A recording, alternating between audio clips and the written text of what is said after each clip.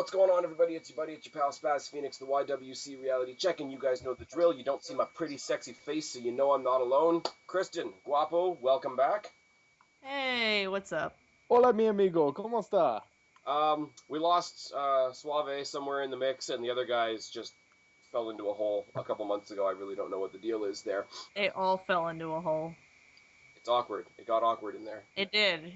We just made it weird. Yeah. And we held on to Kristen, so it's all dudes down there. It's not a hole, it's a circle jerk. Oh. Okay, Good thing I'm still on top. I feel weird now. Circle jerk reference 20 seconds into the video. It feels like we did this. I feel creeped out now. It'll be a strong video. Feels like we did this 2 weeks ago. We did do it two weeks ago. Has it been 2 weeks? I was discussing this with you guys before we actually started recording. Something I've been saying on my videos for a bit now. They can't do it forever, but this whole idea of putting pay-per-views closer together forces them to make Raw better and cut out all the fat. Agree? I agree. Well, I guess so, but it also leaves less time to do anything. But I mean, like, you don't get the. I feel bad saying this now because Santino's not with the company anymore. But you don't get the essential Santino Marella versus Zack Ryder match on Raw because they need that time to build towards stuff. That's true. I don't know. It's just kind of exhausting the fact that there's been 3 pay-per-views in the last 6 weeks.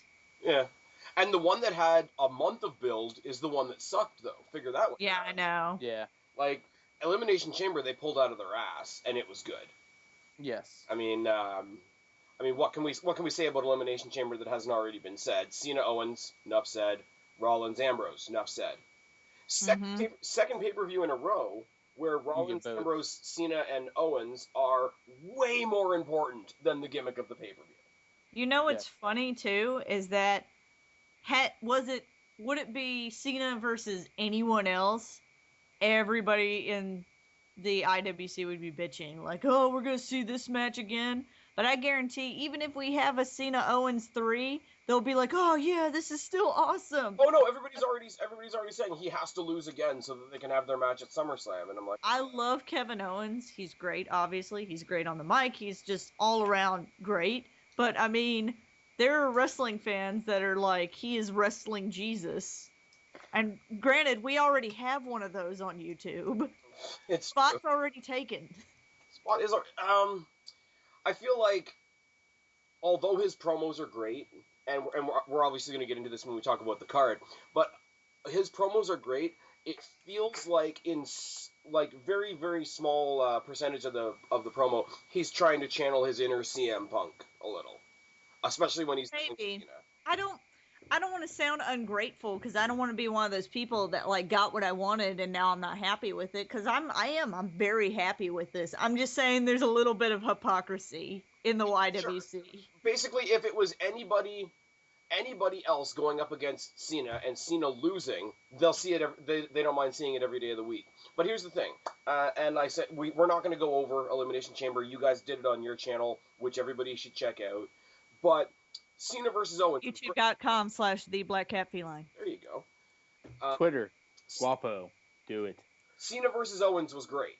We can all agree on that. Yes. Yeah. It was awesome. Greatly worked match. From both parties, to be fair. Yes, from both parties. Okay, not that I would want Cena to win, but if Cena had won the match, would it take away from the fact that was a fucking great match? No, because with the way that Cena has been working his open challenges and everything like that, he is still putting the new talent over without putting them over. And I think had Cena won, it would have abruptly ended the feud. I don't think it would have ended. I think we still would have had a rematch, but it would have been Owens chasing Cena, and nobody would have liked it. But my point is, and it's more of a generic YWC thing we do a lot. People say that a match sucks or doesn't based on who won, and it's horrible. Because there's been some matches that Cena's been in that he's won that I didn't want him to win, obviously. But it can't take away from the fact that it was still a good match. And there's been some matches where I got the result I want, but the match was shit. Yeah. Yes. But anyways, Yeah, people are looking forward to that right up into SummerSlam, which I'm cool with. But I mean, like you say, if it was Cena versus anybody else, it would have been shit on, unless it was somebody from NXT. Like if it was Sami Zayn in this spot, people would be freaking out. If they had gone all the way. Originally, Sami Zayn was supposed to have this spot, but then he got that shoulder surgery. Yeah, he got the injury against Cena in the Open Challenge, and it sidelined him for another 7 months. They say it actually wasn't that bad of an injury, but he decided to go ahead. He decided to go ahead and get it fixed because there was a tear in his. Well, they didn't think it was that bad at first, and then they actually went in and they actually saw that it was. I mean, not a really, really bad tear, but there was a tear in his rotator cuff, and they decided there was a tear and a buildup of scar tissue from injuring it so many times. So he decided to get it fist bumping. Yeah. No, sorry, whenever I'm gonna be a dick. Like I don't want to laugh at the guy for being hurt, but that's kind of. Yeah, it happened whenever he was doing his arm thing. Whenever he was about to go in the ring. A lot of other wrestlers, especially indie wrestlers, would have just kept going because they're like, this is my break, man. I got to do it. I think it was very smart of Sami Zayn to go ahead and like, you know what?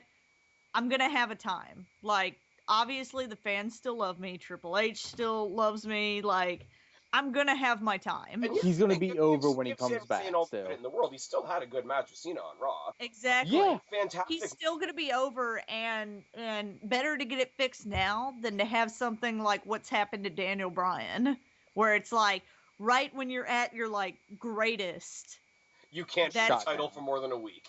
Yeah. The one thing I will say, like, he's still at his moment. Like, introduced by Bret Hart in his hometown, has a great match with Cena. Cena lifts his hand at the end, you know.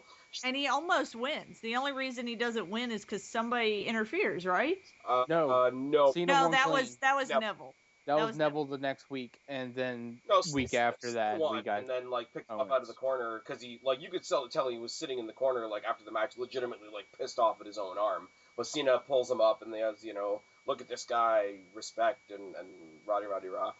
On a side note, and I know I'm getting us off on a tangent here, there's one thing I want to talk about on Raw, if that's all right. Sure.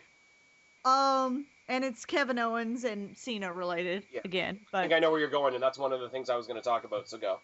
Did anyone else love the fact that, one, I was a little afraid of this segment whenever they were like, well, we'll just put both of our titles up and see which one that person wants the most. And I'm like, oh my God, whichever title doesn't get picked is going to look like it got buried a little bit. Yeah, but they had to have Neville come out and pick the NXT title to get away from the fact that Cena was taking care of his fucking broken nose or whatever he had going on. Yeah. Neville, but I feel like the promo that Neville did, whether he did it or whether somebody handed it to him, whatever, it was a little forced. I felt it was a good way to not bury either title, because he was essentially like, I want to fight you, Cena. I want to get the U.S. title, but this guy's being an asshole, and I feel like, as a former NXT champion, I need to take care of that shit. That's true. And, like, my problem, like, the logic problem with that is, why would somebody who's just come up to the main roster from NXT want to go for the NXT title? But, I mean, that's a nitpick. Again, that's how I explain it, is he feels Kevin Owens an asshole, he's doing a disservice to the title, and being a former champion and loving NXT as he does, that's why he would pick that one. That's my explanation for it. Also because reasons. Okay, just for the fun of it, and just because people on YouTube accuse me of being certain things in certain times, I do have to talk about TNA for a moment. I don't know if you've heard this or not. Jessica Havoc and her WWE tryout. Oh yeah. All the Twitter stuff that came up from like 2011. Isn't she dating Solomon Crow? I have no idea.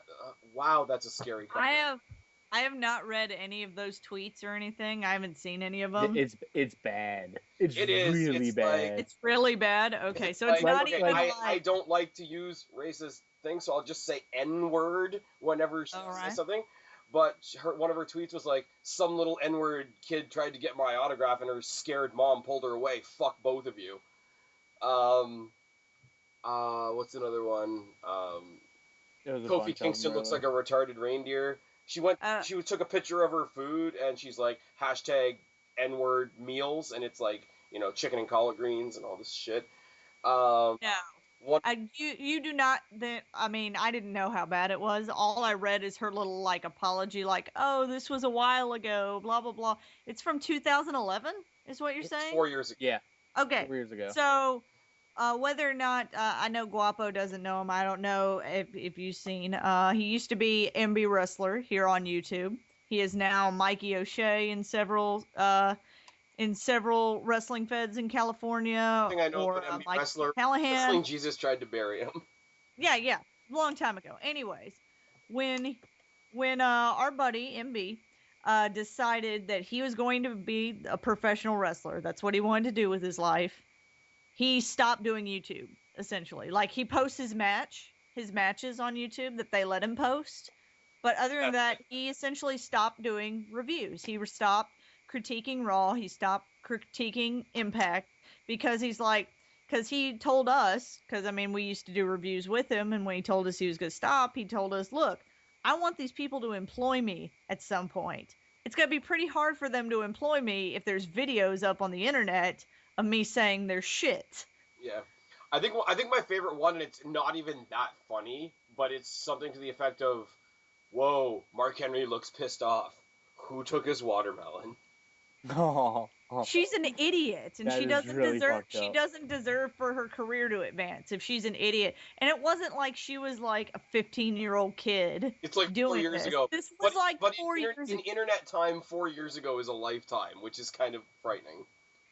No, I now have zero sympathy for all of that.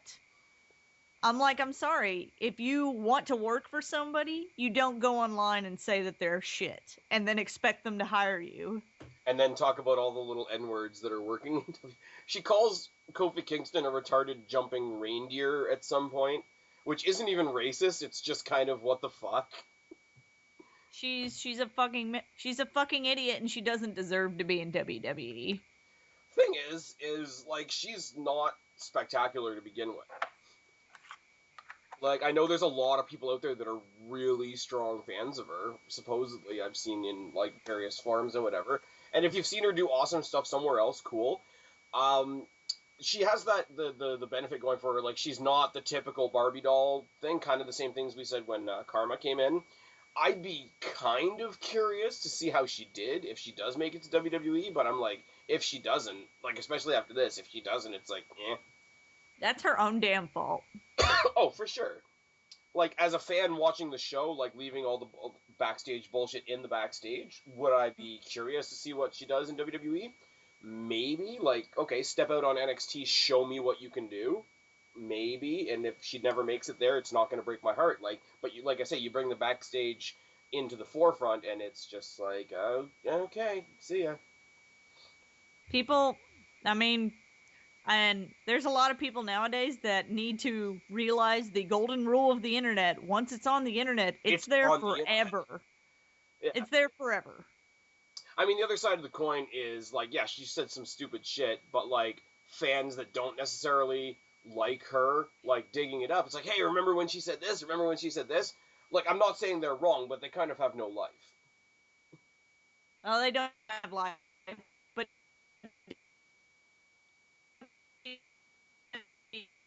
hold on. Skype is doing a thing. Whether it was bad enough that they would feel there's something else I wanted to bring up, and now I don't even remember this. Oh, well, okay. Because your Skype is also cutting out a little bit. Oh, awesome. Well, I'm on hotel internet, so. Oh. With Chris Jericho? Have you? No, not with Chris Jericho. Did you get the hall pass? I did not get the hall pass. Have you guys seen the list of the 40 people for Tough Enough? Yeah. I don't. We only got one person from Louisiana. What the hell?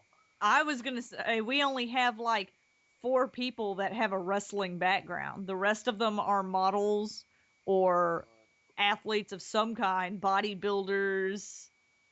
Especially, none of the women have a wrestling background. None of the women out of the 40 finalists have wrestling backgrounds. They're all models.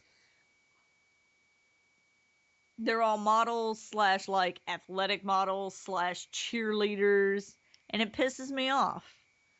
And I mean, here's the only defense I have for that. There are people that can translate from other sports into pro wrestling. Kurt Angle is a thing. Yeah, and I know. It's not a thing that happens a lot, but Kurt Angle is a thing. But on a whole, why do we need Tough Enough? When WWE farms from NXT farms from ROH and wherever else they find already popular and already not to mention, does anybody remember who the winner of the last season of Tough Enough is? No, because he came out to announce that he won and never came back. Exactly. You know he who came won out. Tough Enough? He got. You know didn't who won he Tough get Enough? A Stone Cold Stunner and then leave? Yeah. You know who won Tough Enough? Maven. That was season 1. You remember Maven? Does yes, anybody remember? Maven drop kicked The Undertaker out of the Royal Rumble, and that was his career. Yep, he never got anything higher than that. Yeah. He got his ass kicked for eliminating The Undertaker, and that was it. It's just bad. I did a video a little while ago when they announced who the hosts and judges and all that were going to be, and I was intrigued in that direction. But other than that, I'm struggling to care about Tough Enough. I would have been intrigued had the last season of Tough Enough not happened. Or any of the I'm like, why should I care about any of these people? There's no even guarantee that they're going to, like, be in the show. Do you remember? You know what Tough Enough reminds me of? What's that? Do you remember the WWE SmackDown Diva Search? Yes, it's that, but with dudes in it too. You remember how legitimate that competition was? That's what Tough Enough reminds me of. Well, I mean, at least with that, there were some divas from the Diva Search that actually made it in. Now, granted, the winner sometimes wasn't the one that like stayed the whole time, but they actually found people through that. Candice Michelle was in. I think Christy Hemme is the biggest success story out of that. Christy Hemme was. Actually, I think the biggest success story out of Tough Enough was frickin' The Miz. Yes. This is the true story. Miz's character on Tough Enough was better than they're letting his character be now. Yeah. Because he kind of looks like a homeless monk celebrity guy. He does. He's got a weird look going on. It bothers me. Because I'm still a Miz fan, but it bothers me. Anyway, so Tough Enough sucks. That's a thing. Our good buddy John Cena. And this is what I thought Kristen was going to talk about earlier when she mentioned the Cena-Owens promo. The kid in the crowd with the sign. I'm battling cancer. I'm fighting cancer, whatever the sign said. And, you know, it's the typical John Cena shtick. Yes, it's good. Yes, it does good for the company. It's an argument all over the place.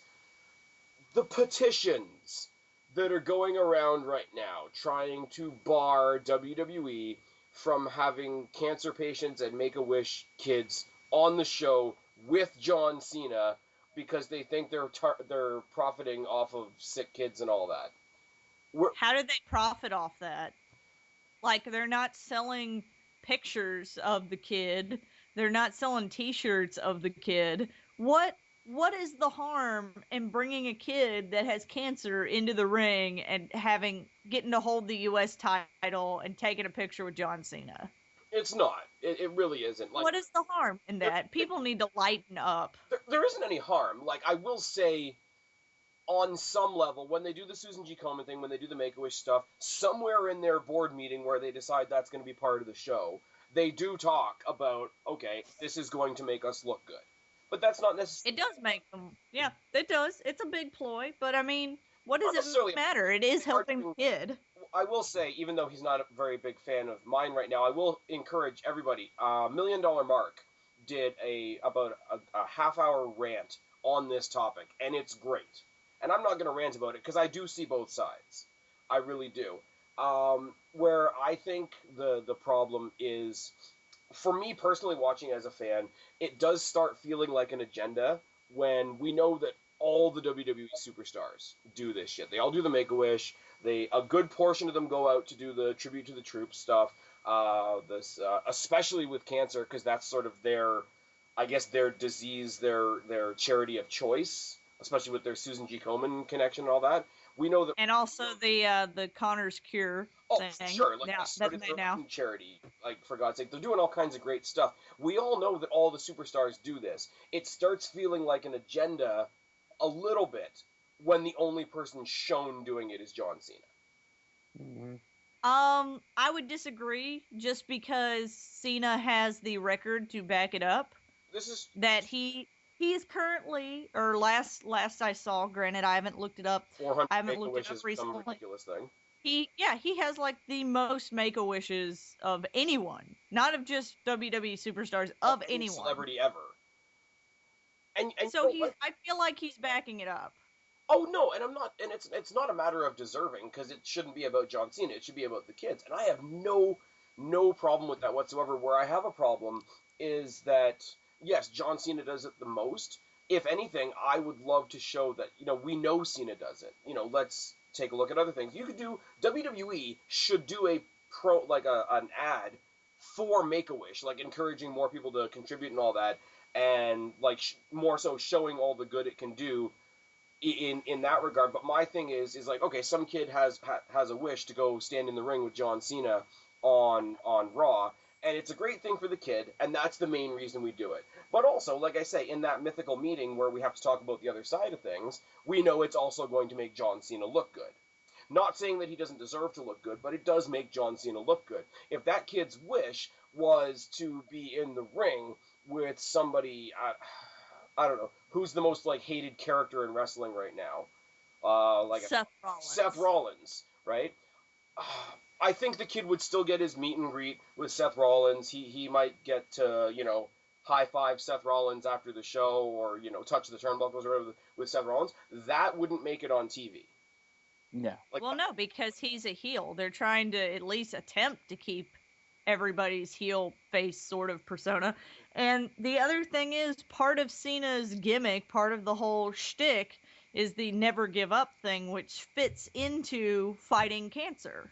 And see, that's where it gets sticky, though, because you're fighting cancer, never give up. But then it gets worked into Cena's promo against Kevin Owens. And who's supposed to be a bad guy? And whose son's supposed to be a Cena mark. You want to have your moment with the kid and have the kid in the ring. Have the kid on TV. I don't really care. But then don't interweave your interaction with that kid into a promo that's leading to a pay-per-view. Because there, it's a gray area. And it's a little more uncomfortable. And I can see certain people being uncomfortable with that. But people making a petition to stop WWE from doing it altogether can fuck up. No, that's a disservice. I agree with you that it is a gray area, especially to bring it into promos.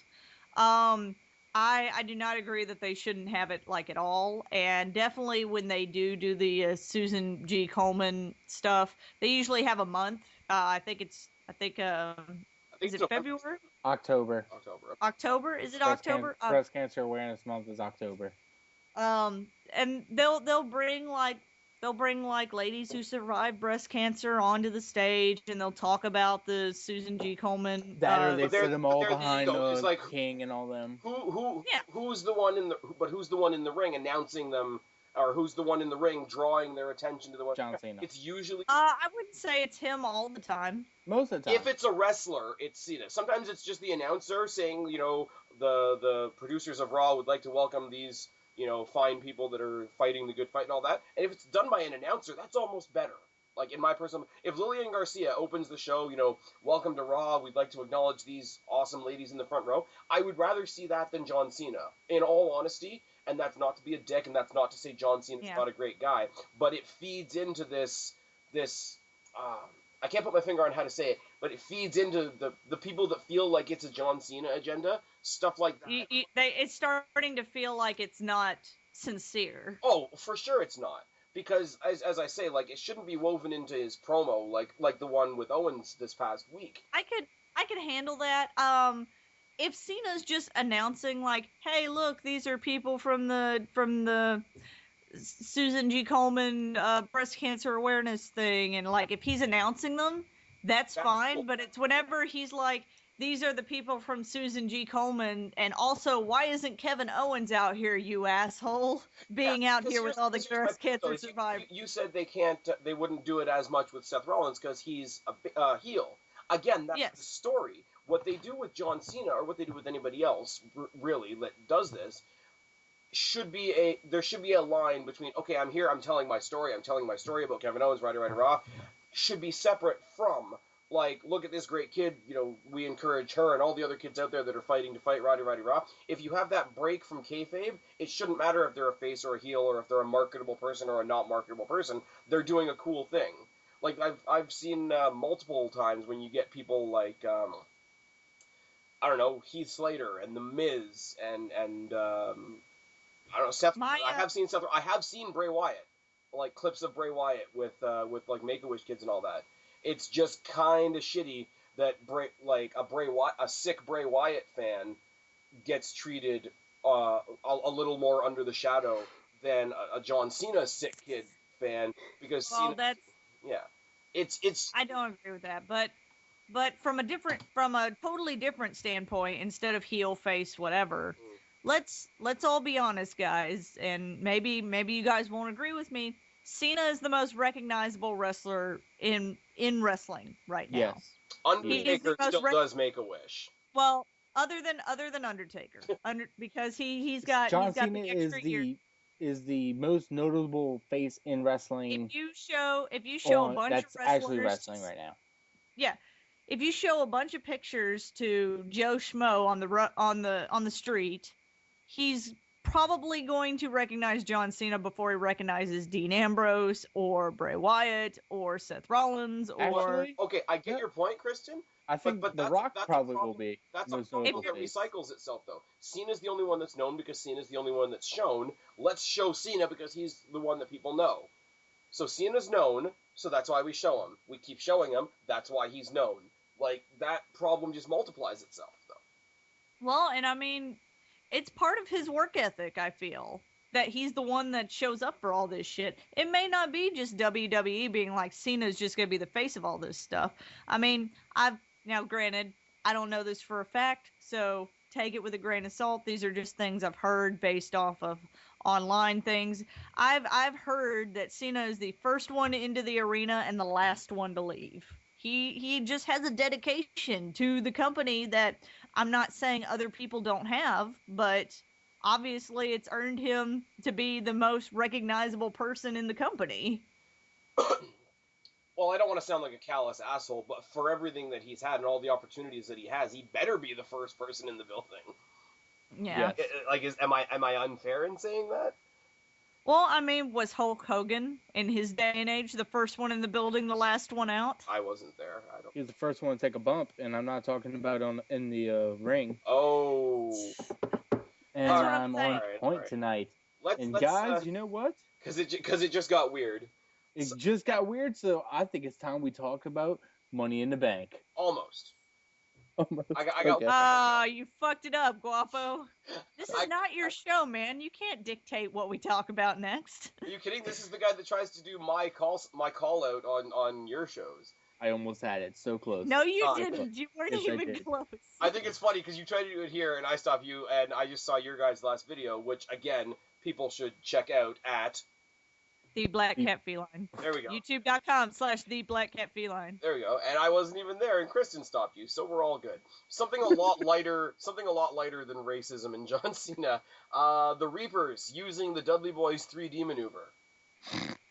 I totally missed that, and the only thing I saw was somebody posted up the tweets from Bubba Ray. And I was like, oh shit. Yeah, because I scrubbed through Raw this week because I was busy. Luke Harper and they're calling themselves the Reapers now? That's the rumor that's going around. In promos, they refer to themselves as the Reapers. Everybody online is referring to them as the Reapers. When they're announced to the ring, they're still just announced as Harper and Rowan. I'm okay with that, though. I like that name. I don't want them to go back to the Wyatt family. They're essentially the Wyatt family without Wyatt. And I hate to say this because this is a bad thing because, like, WWE is shitty for this, but these guys getting back together as a tag team currently is more relevant than Bray Wyatt. Unfortunately, yeah. Yeah, it's pretty sad. Because they're coming away with wins. Them using the 3D was awesome because, I mean, look at the size of the two of them. And it just came up. They were fighting the Matadors, so you figured one of the Matadors' heads was going to be out in the 5th row somewhere. My only problem with this is we already have a tag team, and yes, people think they suck since they came up from NXT, but we already have a tag team whose gimmick is they rip on old tag teams. So why would they not have the Ascension rip off the 3D? Because they're too busy trying to rip off Legion of Doom. Or whatever. I don't know. Road Warriors. That's what it is. It's a hard thing for me to comment on because obviously I'm not a wrestler. I've never been one. I don't know what time and effort it took for them to let's create a tag team finisher, and they spent time making it and crafting it and making this signature thing for then somebody to just use it. Also, to me, we're in the age though where they can't sweep it up under the rug because they're not calling it the 3D, obviously. They're calling it the way. I don't see the outrage. I don't see how they could have that level of outrage them using the move. But like I said, I'm not a wrestler. I bet if I called MB and some other guy was using a move that he spent weeks perfecting and making into his own move, I bet he'd be pissed about it. But you gotta look at it. It goes back to our running joke, Kristen. WWE recycles everything. # how's your cat? Also # how's your cat. But WWE likes to recycle everything. No, we changed it. Nobody has the... Guapo, I gotta stop you for a second. Kristen, we talked about this. We changed it. It's # how high is your cat? Oh, yeah, that's right. So, is your cat I posted a picture. Okay. No, my cat's not. Okay, so if you guys don't own any felines, if you didn't know, cats, you know how they get all high when they have catnip? Well, the same can be said for anything that has that menthol smell, like Bengay or Vapor Rub. Cats love the smell of that, and I had to put some on my leg the other night. And I posted a picture of my cat essentially having her face right on my pants, right where the Bengay was, just oh, I love it so much. And looking high as fuck. Yeah, cats get high off of Bengay. All right. Just in case you didn't know. Well, thank you for that information. I'll make sure not to use Bengay when I'm around your cat. Or Vapor Rub. What are you doing near Kristen's cat, Guapo? Look, that thing just keeps coming to me. No. My cat loves Guapo. I'm sure it does. Evil. My cat loves warm-natured people. God damn you, Spaz. I was like, what hole are you going to dig for yourself here? Oh, even that in itself could be a bad joke. But I respect you a lot. Lended her the shovel. Anyways, before I cut you off with the # correction, Guapo, what were you going to say? I was saying that a running joke between us is that WWE recycles everything, and not just gimmicks, moves, and themes. Even themes. Oh, I mean, shoot, what was it? Who came out in a sequence thing, and we're like, oh no, it was Fandango. He came out in the freaking sparkly pants, and holy fuck, he took John Morrison's pants. He does. Kurt Angle's music was the Patriots' music first. Yeah. What else? Oh, Ernie the Cat. Is that his name? Ernest the Cat. Something like that. Something like that. I don't know. Funkasaurus got his music. Yes, Funkasaurus. Did you guys? Okay. Again, I know we don't talk about TNA very much, but they Tyrus, which is Brodus Clay's name in TNA. Oh my God, Brodus Clay's in TNA. He's EC3's bodyguard, and they were having a party because EC3 thought he was going to get a title shot, and he's like, Tyrus, why don't you dance for the people? And he puts his hands up like he's going to do the Funkasaurus claw thing. He's like, I don't dance. That's funny. That's actually funny. It actually is, because you remember the not quite as funny as TNA being the sinking ship that it is, but it's funny. You remember the stupid little mohawk thing that he had? He was in a hair versus hair match against Rockstar Spud. Thank God. And lost. Thank God. But no, what I will say about the whole recycling thing is they try to rename the move, and they try to call it the Way, because the whole idea... It's not the Way. But the whole idea is, like, Rowan and Harper are going to show us all the way type thing. But, like, right after they hit it, big 3D chance, big get the tables chance. It's like the story writes itself. Fans don't forget, especially since we just got freaking Bubba Ray in the Royal Rumble match. Yeah, that's true. That's true. Do you guys remember when Randy Orton was doing the Angle Slam for the longest time? Yeah, and Angle did the RKO for a little bit. Yeah, and Kurt Angle threw a little hissy fit about it. Again, I don't see the outrage, but oh no, I'm not a wrestler. I'm just talking about the fact that they're using it, and that it. I think if they were gonna do it, I think they should. What's an awesome move? Oh, and they're two huge. They're two huge guys, so I think it would be like a great move for them because they're like. And like I say, they were fighting the Matadors, which I mean is like fighting ragdolls. But I mean, even what's it called? It's very similar. I saw it actually tonight on NXT. On NXT, they partnered up Zack Ryder and Mojo Rawley. Mojo Rawley back? Yeah. Yep. And wait, hold on. I didn't get a chance to watch it. Was he still hyped? They move to finish off the match. They set it up like the Dudley or the Legion of Doom Doomsday device, but instead of a clothesline, it was a Rough Rider. So it was like a double team Rough Rider. It's good. It's good to see tag team maneuvers. I want them to give it to the Ascension, though, only because they already kind of have that story of sticking it to old tag teams, and because, I'm sorry, the Fall of Man is a stupid move. I can't even tell you what their tag team finisher is. That's how little, like, I know about it. It's a leg sweep clothesline. Oh, yeah, that is dumb. It is. The Fall of Man is literally a man falling down. Well, I mean, it's a very literal title. I mean, granted, at the same time, would I rather see 3D if they come back fight the Ascension? No, of course I'd rather see them fight the Reapers, but I just thought, as far as, like, storylines not lining up, I thought that was worth mentioning. Last thing I'm going to mention before we get to Money in the Bank, because I know only Kristen has to work. Yes, I'm the only one that has to work in the morning. We're all beggars. It's fine. I mentioned this. That's what I don't assume you guys are working in the morning. I don't know what you guys do. I'm not your trainer. I don't keep track of you. Guapo's stroking your cat, and the other three guys are in a hole.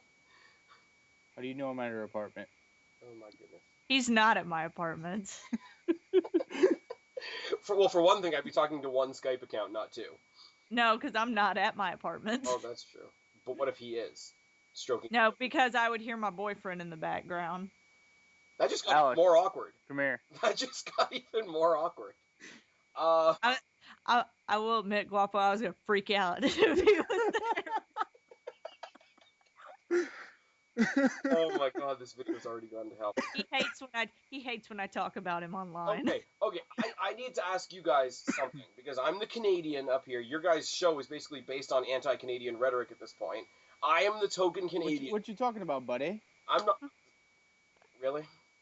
No, I am the token Canadian Spaz, conversation. So I'm going to. Hang on. I'm going to defer to you guys for this one, because this is something I don't understand. Why is WWE's 4th of July celebration happening in Japan? Reasons. Because of reasons. Anyway, because live event on the WWE network. It's going to be 6:30 a.m. 5:30 a.m. for us. 5:30 a.m. your time. I have the card in front of me. We're not gonna preview the card, but I just want to go over the card for a second. Lucha Dragons versus Los Matadors. Lucha wins. John Cena and Dolph Ziggler versus Kane and King Barrett. Okay. Cena goes over. Kristen, control yourself. Neville versus Chris Jericho. Oh my god. Neville goes I'm going to get up and watch that match. It's gonna be amazing. Cesaro and crippled Tyson Kidd versus the New Day. Yeah. Paige versus Naomi versus that's gonna have to be changed. Again. Finn Balor versus Kevin Owens for the NXT Championship. Balor goes over. Brock Lesnar versus Kofi Kingston. Why? Someone dies. Someone dies. And I think we know who it is. And at this point, we're gonna move to Havoc for a special word on that. Oh my god. I'm sorry. All I want from that match is for Brock Lesnar to come out and Paul Heyman to come out in matching T-shirts that just say "fuck affirmative action." That's what I want. It's not going to happen because WWE. But why? Legitimately, like, okay, I knock Kofi Kingston a lot. I do, because he's not a main eventer. But there's so many other people you could put in that position. Yeah, like tons. I'm going back a subject, but Spaz needs to know this. Oh no. That got edited out of the show. You didn't get to see the part where Suave and Guapo were like, hey, you know it'd be really funny is if during that part where we're saying, hey, I'm not your friend, guy. That wasn't not your guy, buddy. edited out. That was when the camera was off. Was the camera off? Yeah. They wanted me to animate their heads doing the flapping thing when they were doing that. Like off of South Park. Like off South Park. Be outraged. I hate you guys. Screw you guys. I'm already home. For a second, just one, they overestimate my animation skills immensely. You do some pretty good shit. You put more effort into your videos than I do. 2, I'm not doing that. 2, fuck you guys, I'm lazy.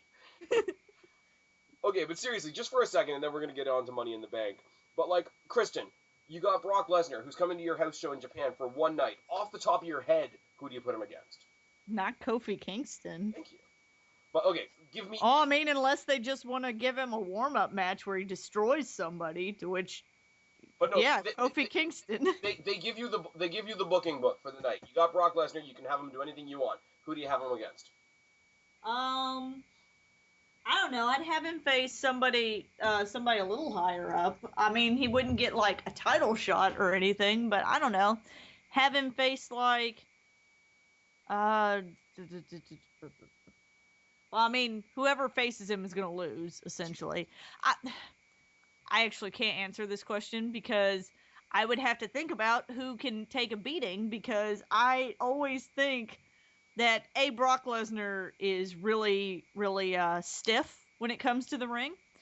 And I always feel like he's going to glaze over. Somebody's going to hit him in the face, and he's going to glaze over and go into MMA mode and just beat the crap out of somebody legitimately. Guapo, who would you throw in there? Honestly, Empty wrestler. No. If he was healthy, and I think they would let him go over if they did it, I'd want Hideo. Well, I mean he would have to go over because it's in Japan. Yeah. Is it culturally unsensitive that I want to make a Godzilla joke right there? No, not exactly. Okay. Well, he is a Japanese citizen now, so. Okay. My thing was Godzilla is officially a Japanese. Because he's had okay matches with John Cena. The one match that I've never seen that I want to see is Lesnar versus Orton. I'd be all right with that. I'd be okay with that, definitely. But Kofi Kingston. For reasons. Anyways, now, Guapo, what are we going to talk about next? We're going to be talking about SummerSlam. Oh, wait, that's next month. Fuck! He finally gave it to you, and you fucked it up. Money in the Bank! We will be talking about Money in the Bank, where anything could happen, a.k.a. Roman Reigns wins. That's okay, Spaz. You could just edit that part out. No, fucking lazy as shit. We talked about this a little bit already, but for reasons on the kickoff show, R-Truth versus King Barrett. What worthlessness is making Wade Barrett King of the Ring? They're doing the entire... Barrett right now has what the fuck am I doing syndrome. He has the same storyline that Sheamus did like 3 years ago when he was King of the Ring. And he had you mean the same storyline Sheamus has at this moment? No, it was different. Because he was King Sheamus, and he had a crown that made him look like he had antenna. Oh. So we would joke it's that not his the same song... because now Sheamus has a mohawk and face dreads and is sitting on a mid card doing bullshit. So well, he looks less you're like saying a is Sheamus lobster grew now. himself another crown? No, I'm saying that Sheamus looks less like a lobster now. Because his music went, it's a shameful thing, lobster head. I want to know what the lyrics actually are to that. But then again, I don't care. So, who do you think is going to win? It's going to be Truth. I think it's going to be Truth. As useless as Truth is, they're giving him mic time and he's funny. And he is funny. WWE can't scrape together a shit to give about King Barrett. Yep.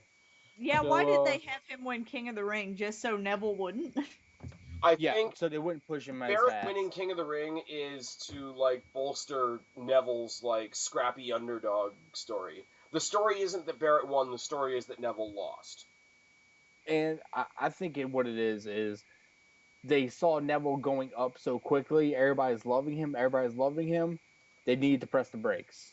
They did. They don't want to push him too quick. You don't want what happened to Sheamus. You don't want Sheamus syndrome. They're pulling back on him, but they're still letting him look amazing. They're getting better with that shit.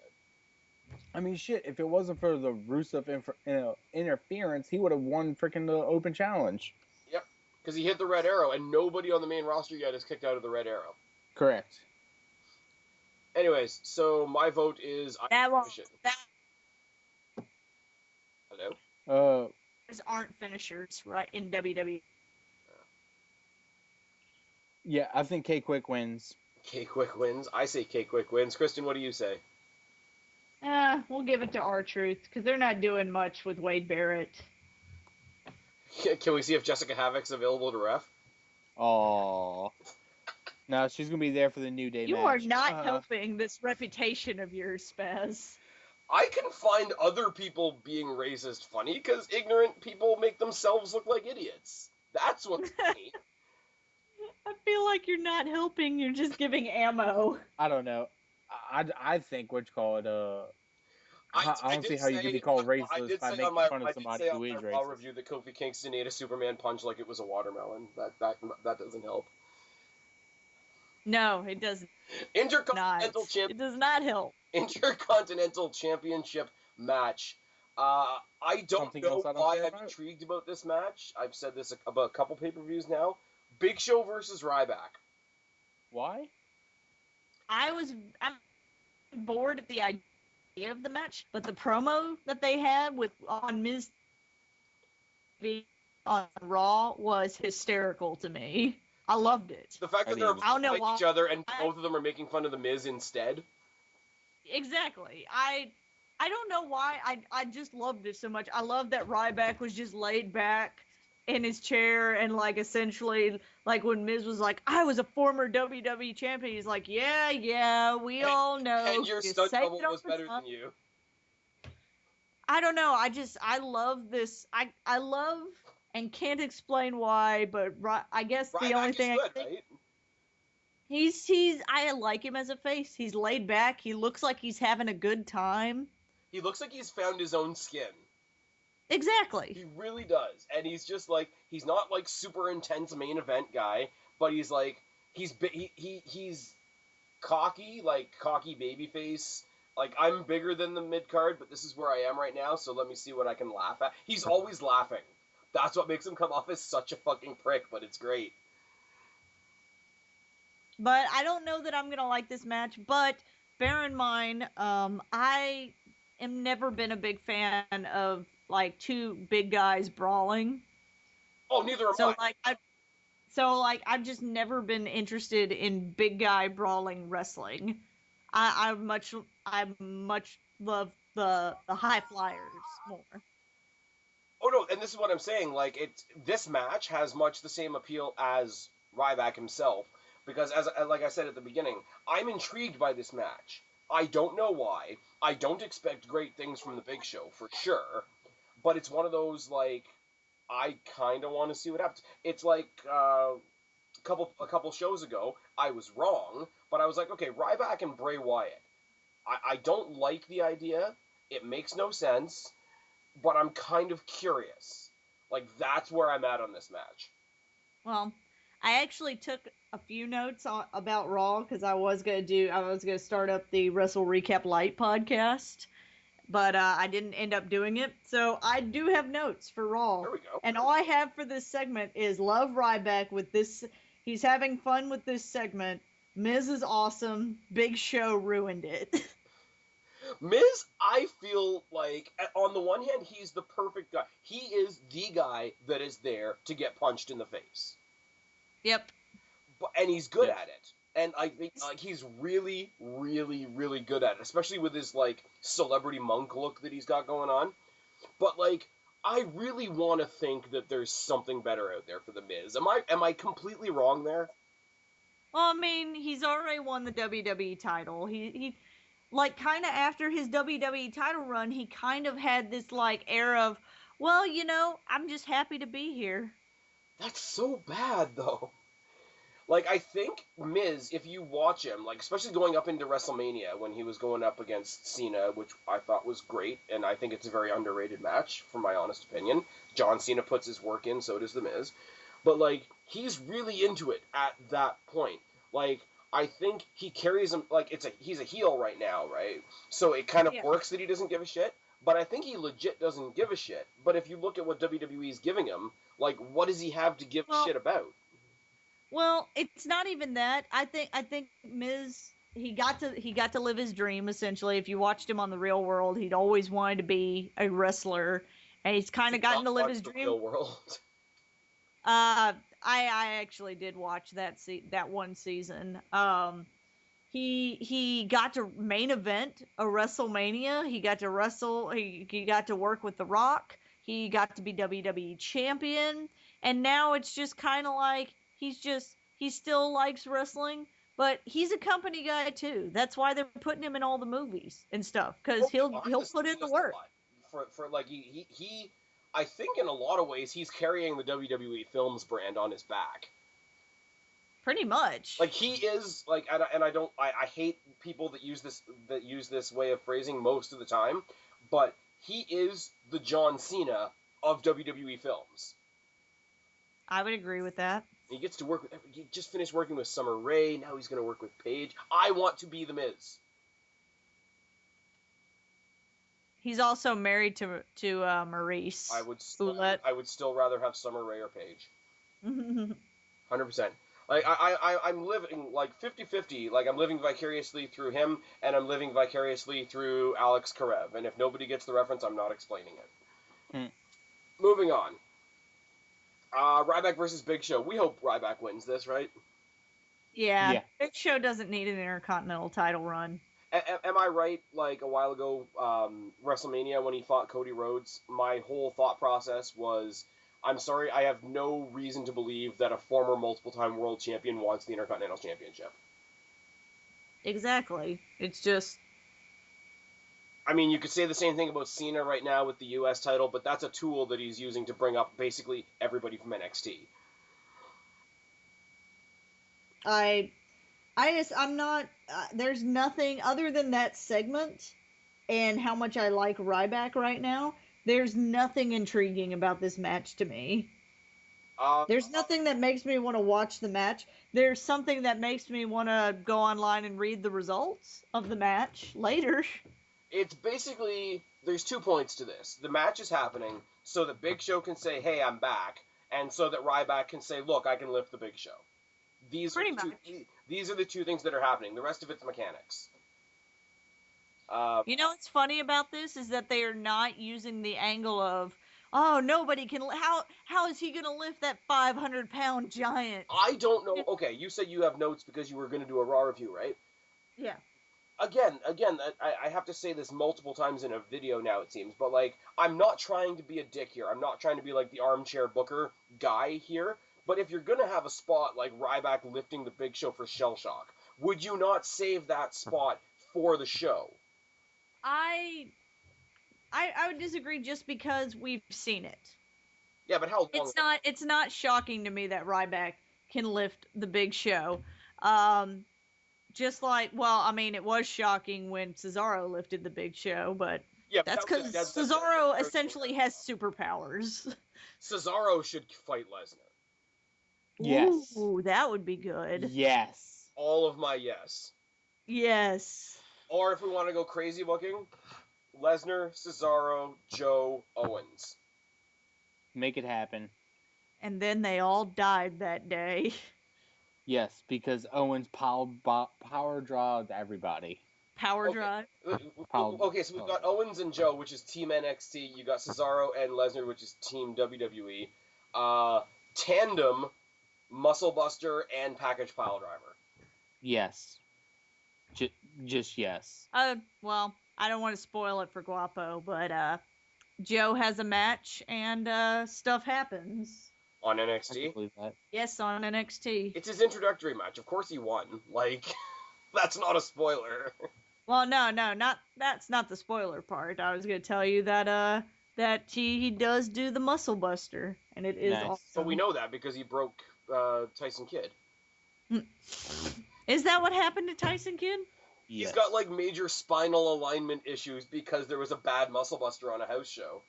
I did not know that. He's super fucked right now. That's why everybody's worried about Cesaro going back into obscurity. Well, I didn't know that that's how he got injured, from a Muscle Buster. Was it from Joe? It was from Joe. I think it was either... I'm surprised they're letting him use it then. I think this episode of NXT would have been taped earlier, though, right? So maybe this is the one time we get to see him use it. He's fucking... Like, you obviously saw NXT tonight. Yeah. He's running... Like, okay, no offense to Kevin Owens, but Joe is running around that ring like a wrecking ball. Well, I mean, he is. He's a fantastic wrestler. And actually, next week is the NXT to tune into because Kevin Owens is going to face Samoa Joe. Not for the title, but they will have a match next week. All right. Divas Championship match. We got rid of the dead weight, and now we have Paige versus Nikki Bella. I still don't care. I'm sorry. I love Paige, but, I mean, I don't care about your interest isn't even piqued by the epic return of Twin Magic? No. All of your no? All of my no. Because I'm like... It's not... I had a rant that I was going to do for the podcast. Do it. You have the floor.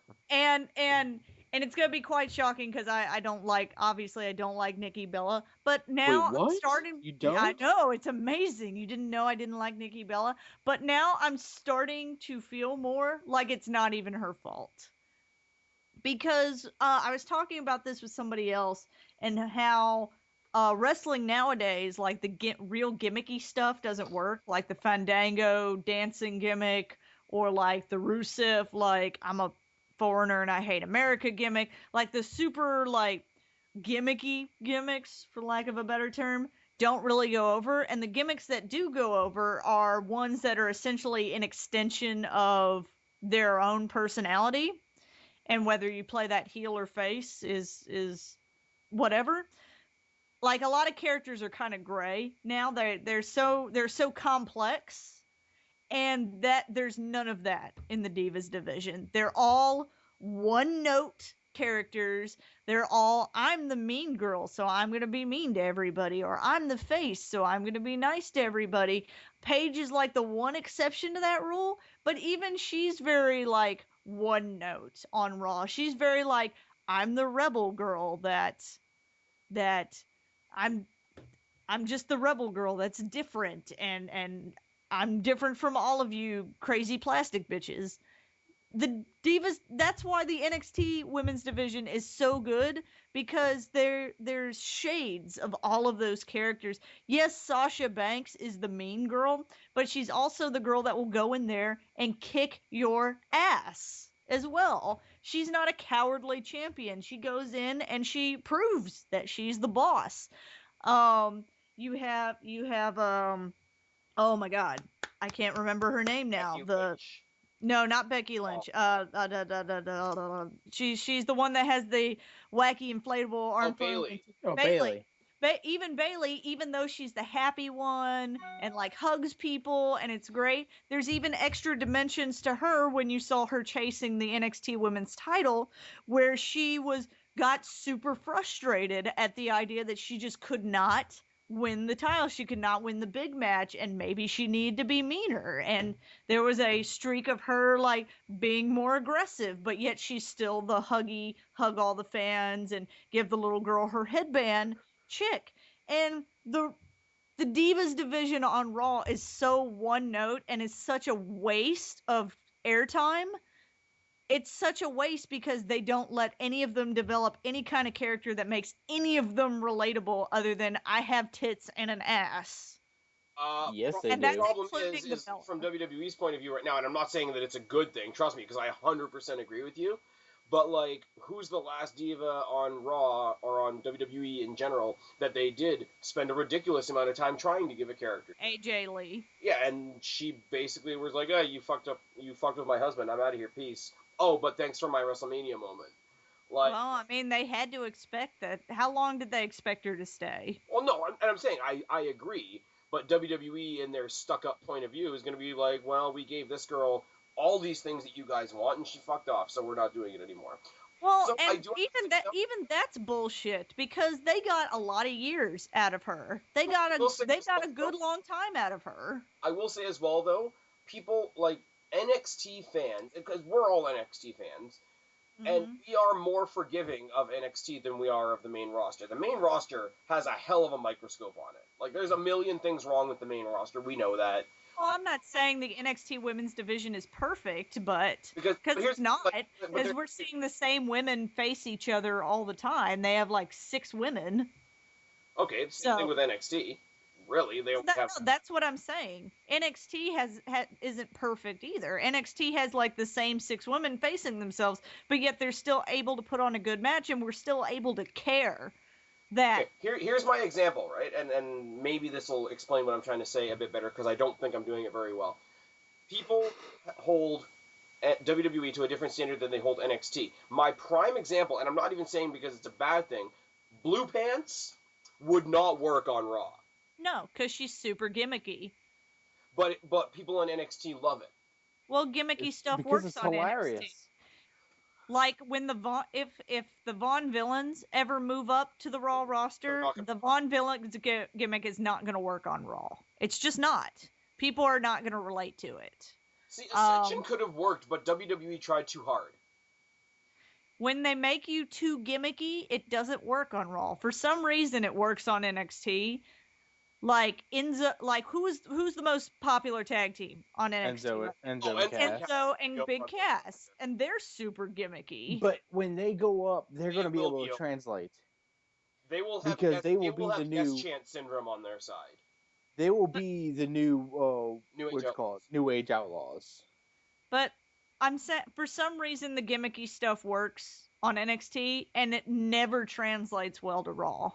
Never. Because people forgive NXT, people don't forgive Raw, and I think I don't think it's a thing of forgiving. It's just a smaller venue. It's a smaller crowd. It's a more market crowd.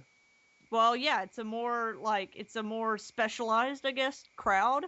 Whereas Raw has to appeal to a broader audience than NXT does. Well, this is true, but shouldn't the smarky crowd that's watching NXT be more particular? And they're not. The other example I can think of, Guapo just brought up Enzo and Cass, who I think are great. Let me say that. Don't get me wrong. But their storyline when they were facing the 2 French guys, and basically the entire rivalry was kind of based on, like, one guy was going to get hair remover dumped on him, and it ended up getting dumped on a dog, and now we've got a bald dog. The same people that loved that on NXT would watch that on Raw and be like, what the fuck? WWE always does all this stupid shit. See, I wasn't watching NXT at that point. That sounds pretty dumb. It was. It was pretty ridiculous, but it was right around the time that people were trying to convince me to watch NXT too. So I was like, yeah, it was pretty bad. But you got to see though, like something like that. It's that gimmick, that part of it was that was bad. Well, I even thought it was bad. The only thing I could think of on NXT is that since they tape all of the episodes and everything, I don't even know why I just said that. That just came out of my brain. I don't know. NXT, they'll do something like that, and it doesn't work, so then we just kind of don't continue with it. The example I can think of on Raw is, remember when Triple H and Shawn Michaels did the Little People's Court thing? God. And they just kept doing it on and on and on.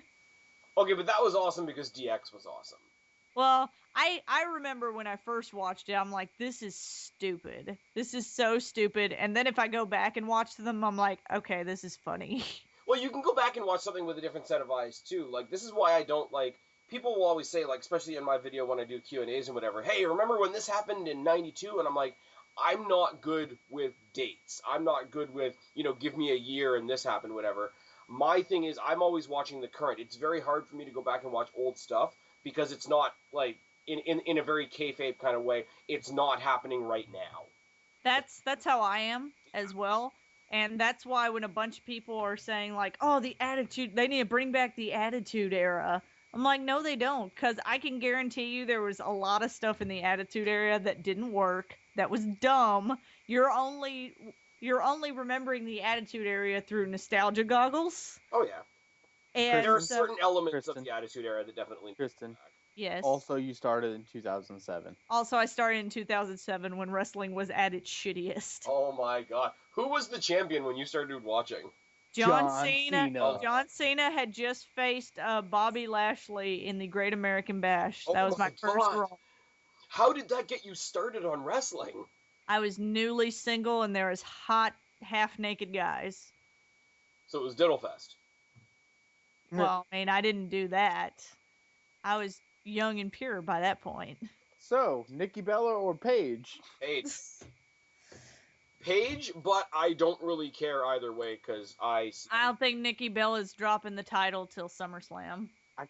I really think that they might let Paige pick it up off of her, only because I don't know if they want to break AJ Lee's her reign. I think they totally do want to break her title run, but with Nikki Bella, I mean, like I said, I don't know how WWE felt about the fact that she just kind of got up and left. They said they weren't happy with the fact that they weren't really notified of the fact that she was going to retire. Well, no, because if she told them that she was going to retire, they would not have given her that match at WrestleMania. No, she wouldn't have been in that WrestleMania match. So, I don't know if there's any hard feelings. So, if there is, I mean, that wouldn't surprise me that they would do that. The Bellas are their golden child, and to all the people, because I've had a lot of people tell me, like, well, those girls put in the hard work as well. I'm not saying they don't work hard. I am saying that there is a pattern that the most prevalent divas, whenever there are divas that are, like, get all the airtime they want, it's usually because they're dating somebody. Not counting Nikki Bella, I mean, you have Brie Bella, obviously. You also have Michelle McCool, who was dating The Undertaker at the time, and she was plastered everywhere when near the last half of her career. Remember when the only person in the Divas division that mattered was Kelly Kelly? Let's not do that again. Kelly. You can bring her back, but... No, if they're going to bring somebody back... Just to look at Caitlyn is built like a brick shithouse now. You know what? At least... I mean, Kelly Kelly was not a good wrestler. No. Let's not kid ourselves. No. She was terrible. Good to look at. That's about it. But at least the fans were behind her. At least she garnered some sort of crowd reaction. And I don't know why the fans were behind her. It didn't matter. What? It doesn't matter why they bought her. They just did. It's like Ryback. No, Ryback is a case of I'm behind him too. I just don't know why. But I'm looking at Kelly Kelly and I'm like, I can't. Any day of the week, I'd rather them bring back Caitlyn than Kelly Kelly. And I know a bunch of people like kind of rag on me a little bit about talking about the Divas division so much, but it's like, why would you go your way? I mean, granted, the bigger portion of your audience is going to be male. They're going to be like 15, like. The core audience is going to be what's the demographic for WWE for men? It's like 15 to 30, something like that. Something like that. Around that area. But why would you go out of your way to alienate any demographic? And WWE does this with the Divas division. They do it with merchandise.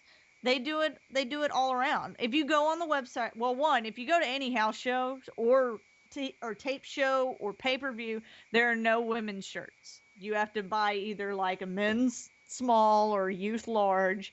There are no women's shirts at all. And if you go on the website, they're getting better now, but the only women's shirts are like Roman Reigns, Dean Ambrose, like your main eventers. Like, I'm not going to be able to go buy like Zack Ryder. Like a Zack Ryder women's shirt. I'm not going to be able to go buy a Tyson Kidd and Cesaro tag team women's shirt. Are you going to get the Roman Reigns cockfist, hit hard, hit fast shirt? No. No. I will, because I try and give credit where credit is due. The Divas are getting more shirts. I mean, obviously, both the Bella Twins have their own shirts. They have their own line of stuff, like through WWE.com. Yes, they have their own line of stuff. Paige has a shirt and hats and stuff like that. Natalya has her own shirt. The NXT Divas have shirts. The NXT Divas all have shirts. So they are getting better in that. But when it comes to Raw, like, I feel like WWE is wasting what could be another demographic that they could be catering to for not that much work. Sorry, that was a really long rant about the Divas. That's okay. Because we all say, like, as soon as NXT has more prevalence, the Divas division will be better. And a lot of people are saying specifically they want Charlotte and Sasha, which I agree. Bayley won't work on Raw. Like, it'll work to an extent. They'll have to tweak that or something. But I'm sorry, right now, the one I'm waiting for to come up is Becky Lynch. I think Becky Lynch will be the impact player, so to speak. I'm desperately afraid that they are going to make Becky Lynch a Lita clone. Which is, I'm the rocker chick that wears black. No, she's steampunk. Didn't you watch NXT's Night? She's the steampunk-inspired diva. Well, I'm saying, that's what I'm saying about Raw. Is that that's what I'm saying about Raw, is that they watered down all of the women's characters to make them a very one-note character. I don't know. I don't even care. Like, eventually, they're like, for me. Yes, and that's the problem. You guys don't care. I want Alexis Bliss. You guys are in WWE's big target demographic, and you guys don't give a shit about the Divas, and I feel like that is a waste. Hashtag give Divas a chance. I fully give a shit about the Divas. I defend the... Why would you have an entire segment, an entire division that most of your male demographic doesn't give a shit about? Other than, I would like to motorboat them titties. I see your point, and I raise you yes. I think there's more guys out there that give a shit about women's wrestling than giving us credit for, a little bit. I'm not saying guys don't. I'm saying WWE makes it to where they don't care, because they're such one-note characters. I'm not saying guys don't care about women's wrestling. Only about certain divas, that's it. I'm not saying guys don't care about women's wrestling. Obviously, that's not true, or the NXT women's division wouldn't be as successful as it is. So, obviously, guys do care about women's wrestling.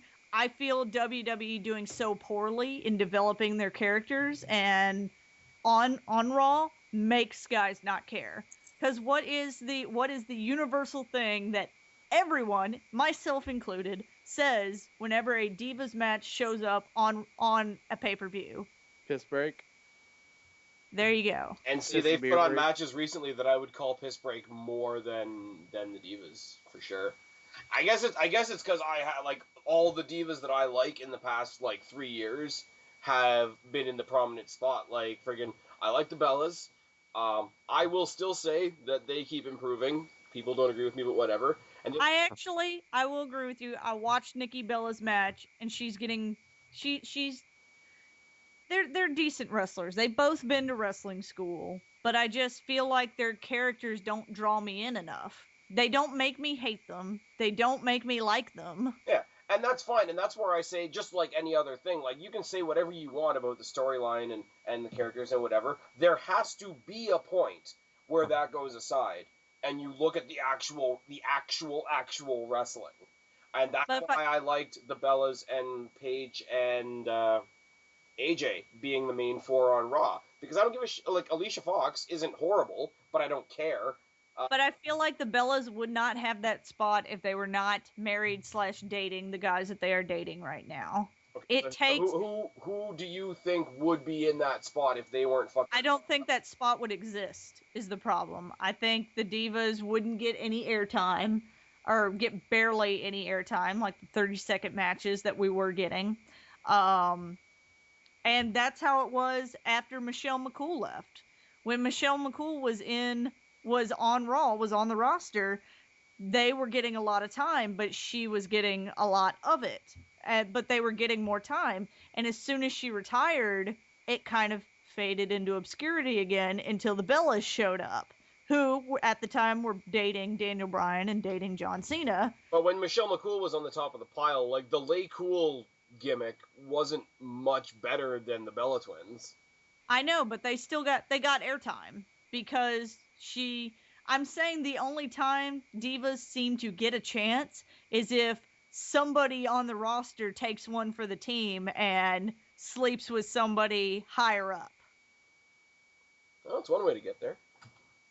And it's not even they're taking one for themselves so that they can be higher up. It does elevate the whole division because they have to feud with somebody. But it only seems like the Divas division becomes prevalent when somebody is sleeping with somebody in the main event roster. Okay, I have to speak up for Team Cock for a second here. Guapo. Yep. My friend. If somebody came to you, if you were a wrestler, right? You're in the mid card, you're wrestling like, I don't know, fucking Zack Ryder, and, you know, occasionally you get to work with Sheamus and stuff like that. And Stephanie McMahon comes up to you and says, "Eat this pussy, and you will get a world title shot." Is that not a win-win situation? I asked, when, where, what time, and when do you want me to stop, or like you want me to then go do the match? Like, what do you want? You want like, clockwise, how do you want this? Do I rotate up top too, or what's going on? Do I bring the chocolate sauce or the handcuffs? Like, this is a thing, right? Right. It shouldn't have to be that way. Do you want the ABCs, or do you want me like to spell a song out or something?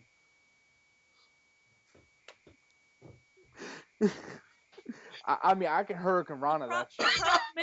The problem is that that's not how it is, though. The guys don't have to do that. Yeah. Well, Triple H. Well, yeah, Triple H does, but... At one point he did. Right? He has a marital obligation to do all that. What, to eat out Stephanie or be the champion? Yeah, sure. This video is so getting flagged. I'm just saying, like, I can always make it worse and talk about the tag team match next. I get the point you guys are trying to make, but the same level doesn't exist in the men's division that it does in the women's division. Not that I've seen. I could be completely wrong. In conclusion... Guapo's desperately trying to bring it around. Sorry.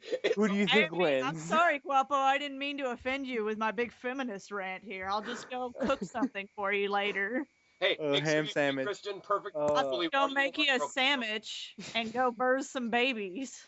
No, Guapo, as long as you treat Kristen perfectly equally while holding the door open for her, we'll all get out alive. I don't care if he holds the door open for me. I'm just telling you this right now. I'm buying you a I Make Great Sandwiches shirt now. I will buy you that shit. On the back it says I will wear that shit. Oh my goodness. Side note, I bought my mom that for Mother's Day one year, and she was like, "Oh, that's cute." Just like, okay, nice. And then I told my ex-girlfriend now at the time. at the time. Like, that's why I got my mom on my shoulder. It's just like, if you ever bought that for me, I would just end it with you, like, right now. I'm like, it's a joke. Your ex kind of sounds like a bitch. Oh, she was. She was. That one out there. I mean, see, that stuff is funny. It becomes not funny when it's like the only time you elevate your career at all is when you're attached to a man. Right. But I make great sandwiches t-shirts. That's just funny. Yes. So in I conclusion, do make one hell of a sandwich, by the way. Put on your resume that you take good oral dictation. Anyways, I'm taking Paige. Kristen, who are you taking? I think Nikki Bella's gonna hang on to it. Guapo. Paige, all the way. Alrighty. I'll make her scream.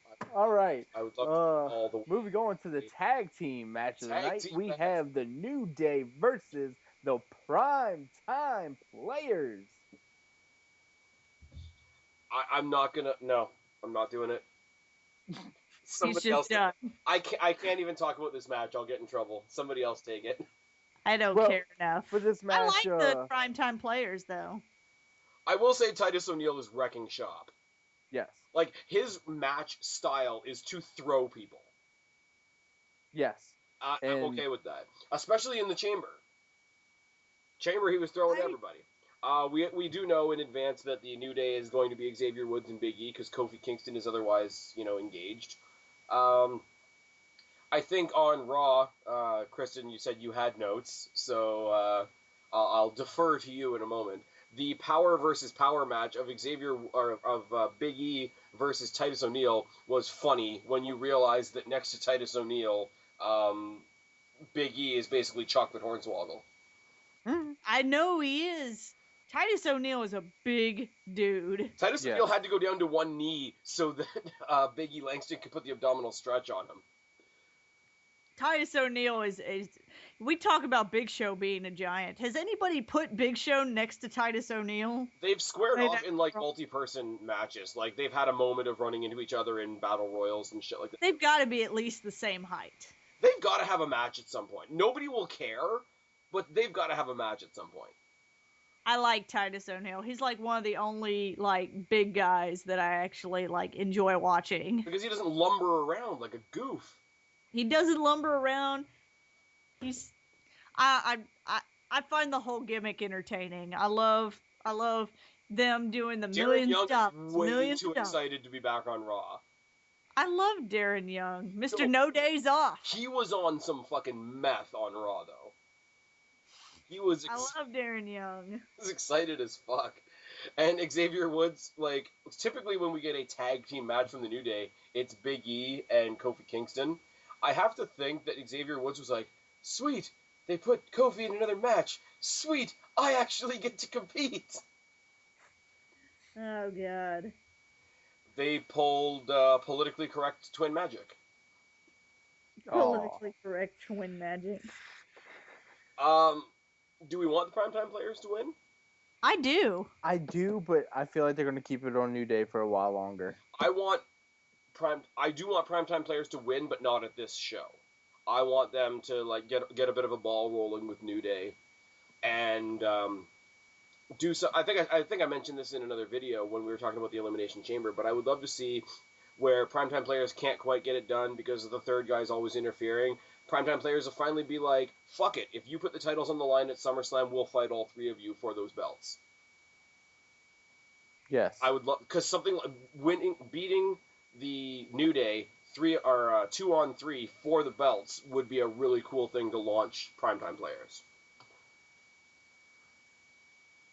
I like that idea. I think that's what they should go with. I enjoy the Primetime Players. They're already doing the Freebird thing anyway, right? So they're all three of them are champions? Yes, correct. They are all champions. Because on Raw, they were even talking about if Kofi wins, becomes Mr. Money in the Bank, they're all Mr. Money in the Bank. I kind of feel like that's a thing like, what's MVP's group in TNA? No, you guys don't know. His group with, the Beatdown Crew? There we go. When Lashley was the one episode I watched. When Lashley was in the Beatdown clan and he's like, Lashley's the champion. That means we're all champions. It's like, no. So if you're going to tell me that the New Day are going to cash in the Money in the Bank briefcase as a group, that'd be awesome. They all become like a WWE champion. That's so bad. The New Day come and beat the shit out of Seth Rollins. Hold on for a second. Can we talk about Joey Mercury beating Seth Rollins on Raw?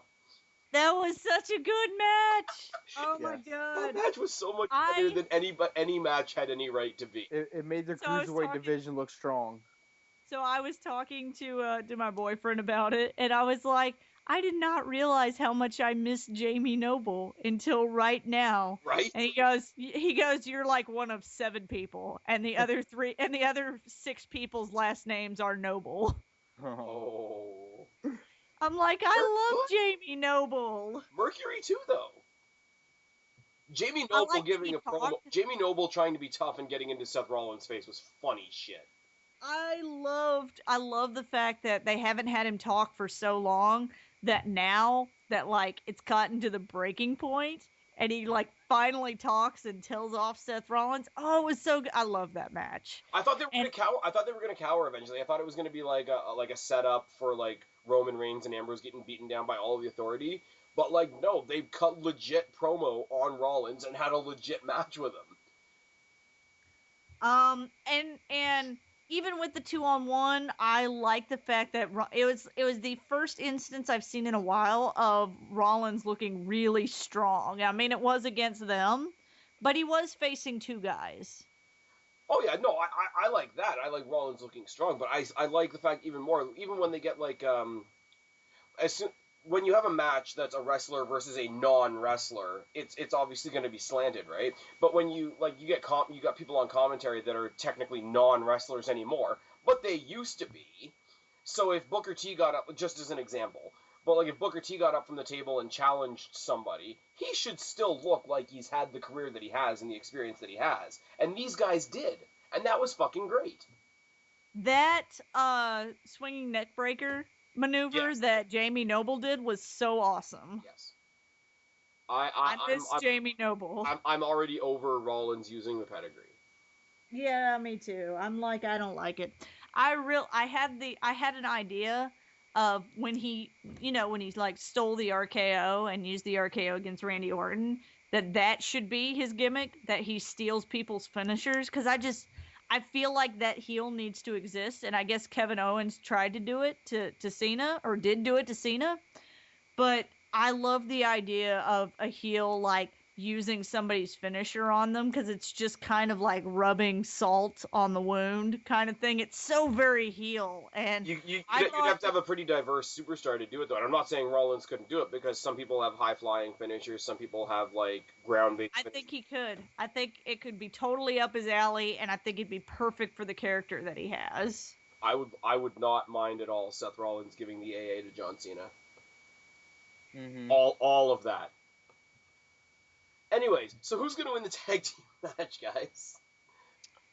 I think New Day retains. I think New Day will retain, but I would be excited to see the Primetime Players get a hold of it. All right. Okay.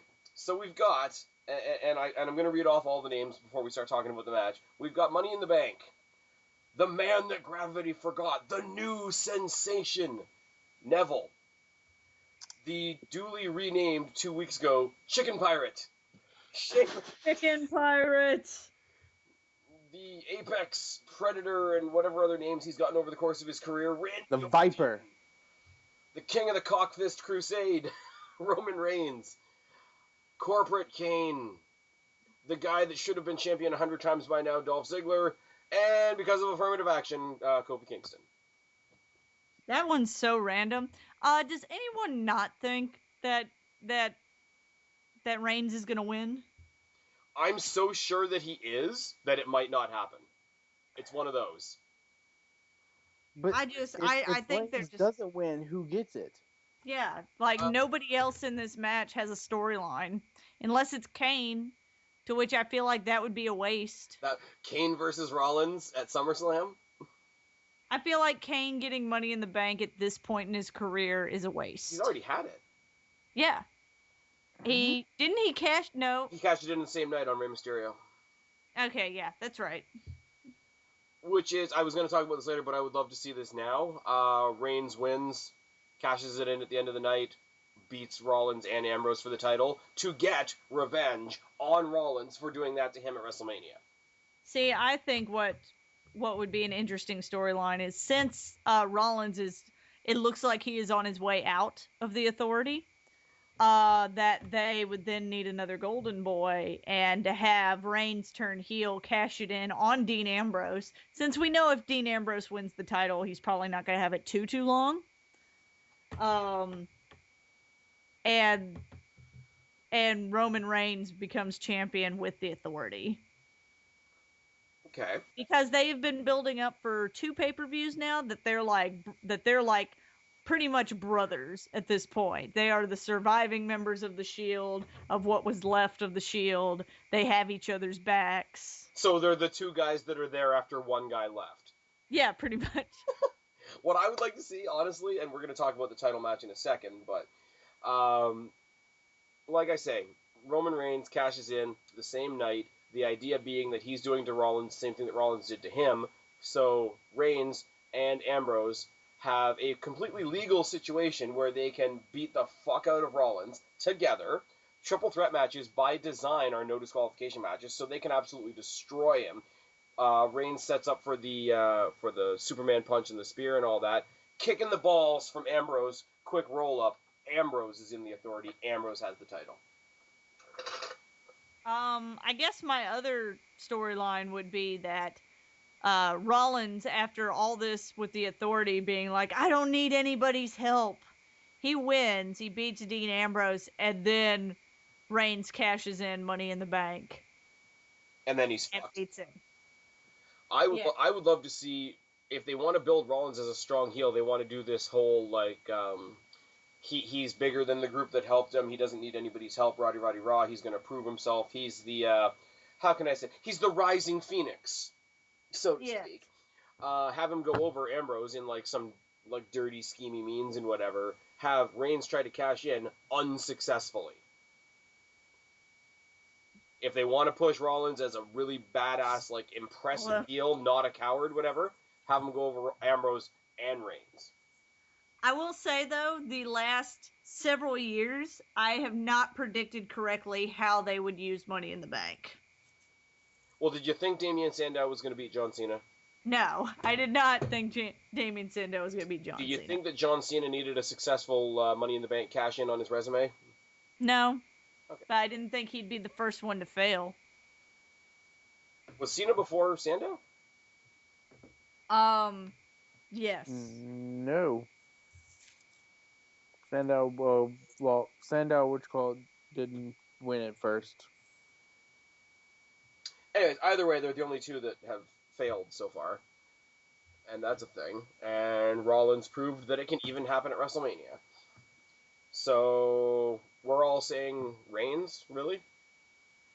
Win Money in the Bank? Yeah, I don't see any other alternative. If they give it to Kofi Kingston, I quit. I say Reigns, but my want is Ziggler. Oh, my want is Ziggler, too. Same. I'm not against Reigns winning, which is probably going to happen. I wouldn't mind Neville hanging on to it, and they have him be Mr. Money in the Bank, but he hangs on to it for like a year. I was going to say, you have to cash it in within a year. So he hangs on to it for a while, so that it's not pushing him too quickly. Maybe. I would love to see them put it on Adrian Neville, but I also could understand the criticism that it's too soon for him. You don't want him getting like Sheamus Ryback syndrome. Exactly.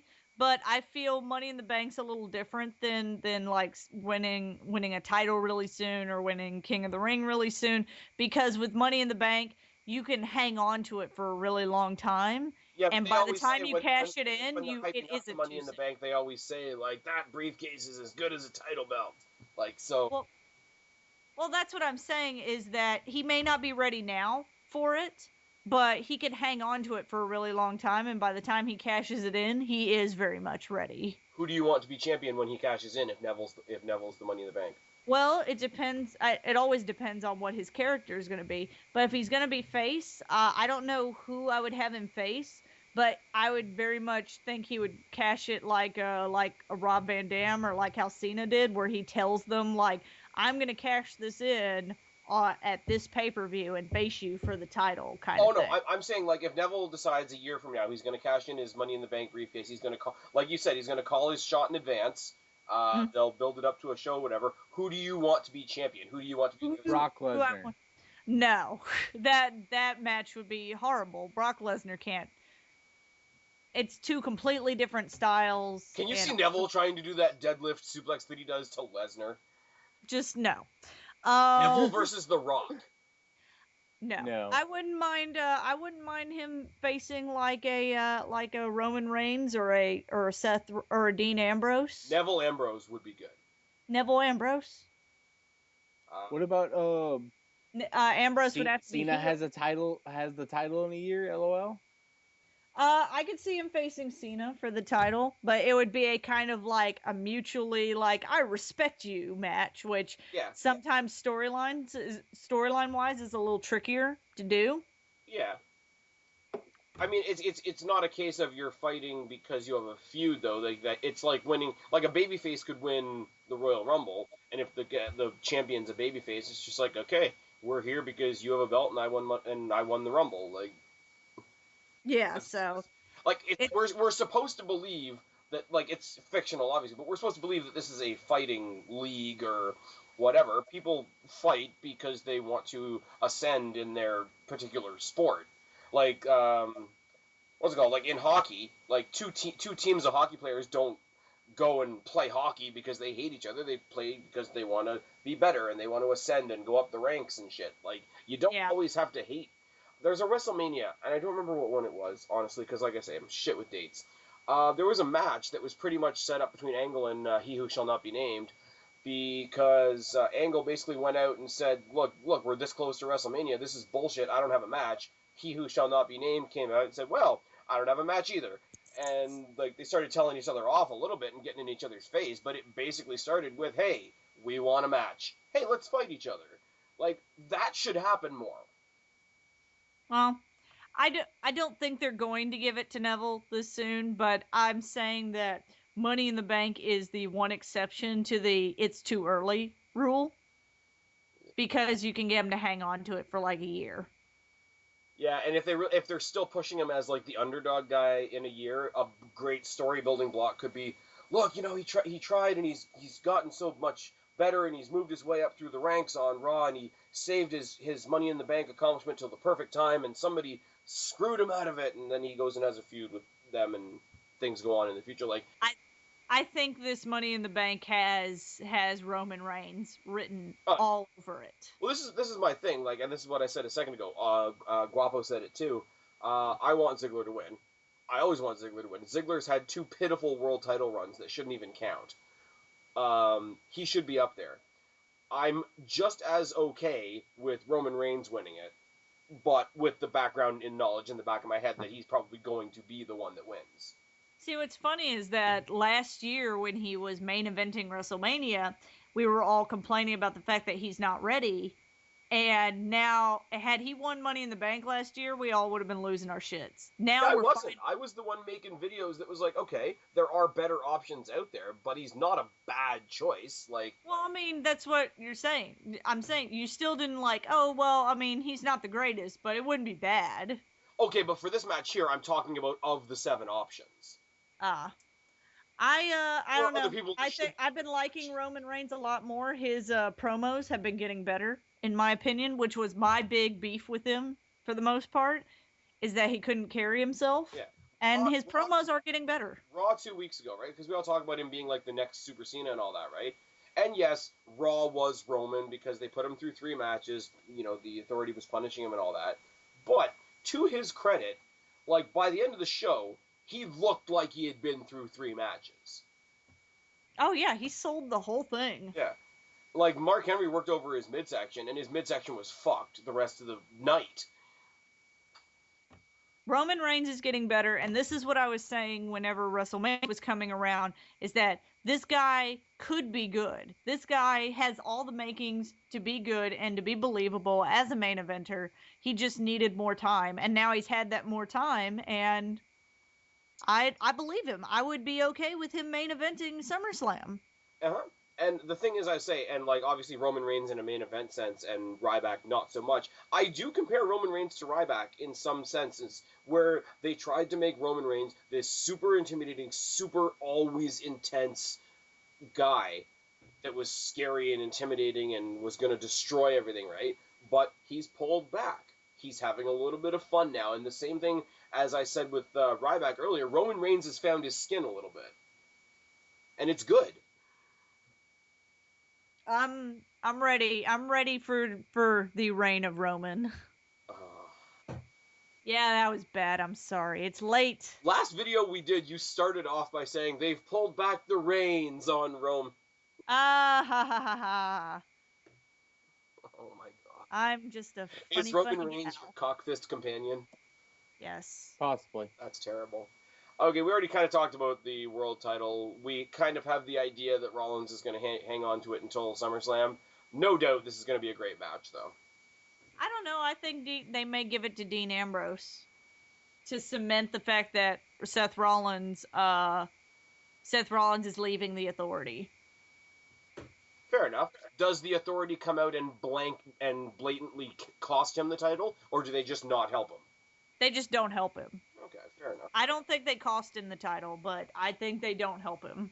Yeah. And then I think the other option that we didn't look at before is we say, oh, well, who's going to join the Authority if Rollins doesn't? Maybe it's not so much they adopt a new person into the Authority. Maybe they just come down, and yeah, it helps Ambrose, but really all they're doing is fucking with Rollins, and then they fuck off. I feel like what'll happen is whenever he feels like they should be out, like whenever he's like, "Oh my God, I need your help," he goes to wave them in. They don't show up, and then the next Monday night they will do a thing where he's like, "So how are we gonna help me get the title back?" And they're like, "Look, buddy, you're the one that didn't need any help. You lost it." I think they do a little more than just don't come out. I think they come out to the rampway. He thinks he's getting the help, and then they just stay on the ramp. That could be it too. Okay, let's talk about. Okay, so you think Ambrose has a shot? I think Ambrose has a legit shot. Okay, Guapo, who are you calling? Ambrose. Okay, I'm saying it's going to be Rollins. I'm saying he's going to have like one, because the criticism out there, and I know we don't think that they listen to the internet and rah, but they have to know that the general thought out there is, oh, Rollins is just another cowardly heel. I think they will give him one strong victory over Ambrose as this story goes on, and I think this could be it. Yeah, but he's a good cowardly heel. It's true, but it's damn true. That's one of the. God damn it. But I mean, the cowardly thing, Spaz even if you're good at it, if people don't like it, it doesn't matter if you're good at it. Well, the problem with the cowardly heel is that it's been oversaturated in the last several years. Every heel champion, with the exception of Brock Lesnar, has seemed to do the cowardly heel, to do the cheat. You have to cheat to get your way out. Well, cowardly heel can be fine. It's just that WWE takes something that shouldn't exist in a specific story and makes that person's character. Like if Rollins, even though he's great at it, if his character is just that he's the cowardly heel, it will go stale, which sucks because Rollins is awesome. The example I always bring up is whenever Triple H was champion in Evolution, did they cheat to have him win? Yes. He did cheat pay-per-views to have him win. But then when all the cards were on the table and it was like, look, if your guys show up, then you're disqualified and you lose the title kind of thing. He still showed up and kicked ass. That's what I'm saying. That's what I think they're going to do with Rollins on Sunday. If they do, I'd be impressed by it. But so far they haven't done that with him. I don't think Rollins loses it yet, so I'm in the minority on that one. Let's talk about the real main event. Champion versus champion, John Cena versus Kevin Owens 2. Yes. I mean, yes, it's going to be a good match. I don't know what this one's hard to call because if Owens wins, then there's no need to have a third match for SummerSlam, which most people, if it wasn't Kevin Owens, most people would be criticizing. But if Cena wins, then it's Kevin Owens chasing Cena for revenge. Okay, let's say, and this is a conversation I had earlier with some other people. Let's say we know for a fact that they're going to have a third match at SummerSlam. Who should win on Sunday? Cena. So you're on my wavelength, where if it's a third match, it's got to be necessitated by the fact that they're sort of neck and neck. Yes, because then it would prove who is they're tied. They have to prove who's better. So if Owens wins, Cena wins, and then Owens wins the rubber match. Because even so, if Cena wins this match, then there's also the added thing of, well, obviously that first win Kevin Owens had was a fluke. Right. So then they have to have the third match to prove that the first match wasn't a fluke. Right. But here's the thing, and here's where it's kind of a catch-22, right? You do it the way we're talking about. We make it sort of an even match. The rubber match happens at SummerSlam. Owens goes over. He looks like $1 million, right? Everybody is saying right now that that Cena can't lose this match. That Owens has to win 2 straight because Cena should chase him to SummerSlam. But my problem with that is, if that's going to be the third and final match, and Cena's doing the chasing to SummerSlam, they're good. Then he gets the ultimate victory at the end. Well, he not only gets the ultimate victory, he's the last victorious person we see at the end of the story, and he's the one that gets the victory on the bigger stage. And I would much rather, because I'm sorry, Money in the Bank is an awesome pay-per-view, but SummerSlam's a much bigger stage. Yeah. And especially SummerSlam's in some big arena in New York this year, I think. I mean, in a purely storyline-wise, at least to me, I don't feel that, say Kevin Owens wins this second match, I don't feel it's in Cena's nature to then chase the guy down to be like, well, I have to beat him now. Because, I mean, if it was a case where, like, Owens wins 2 straight and, like, just keeps, like, he can't just take his win and go home, like, he comes out week after week after week. Wow. It would have to be something like that. It couldn't be a thing where Cena comes out and essentially is like, I can beat Kevin Owens, I have to beat him. Because I mean, come on. Cena is a 15-time world champion. He's won Money in the Bank. He's won 2 Royal Rumbles. What does he have to prove to this guy?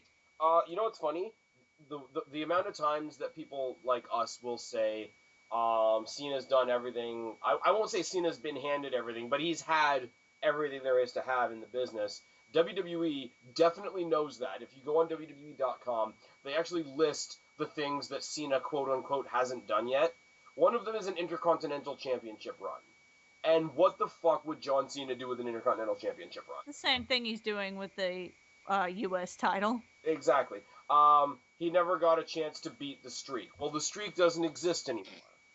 Well, that's like, and bringing it back to my favorite wrestler of all time, Chris Jericho, he's done everything it is, but people say, well, he hasn't won the Royal Rumble yet. Does Chris Jericho need to win the Royal Rumble? Has he done, I mean, he's done so much in his career.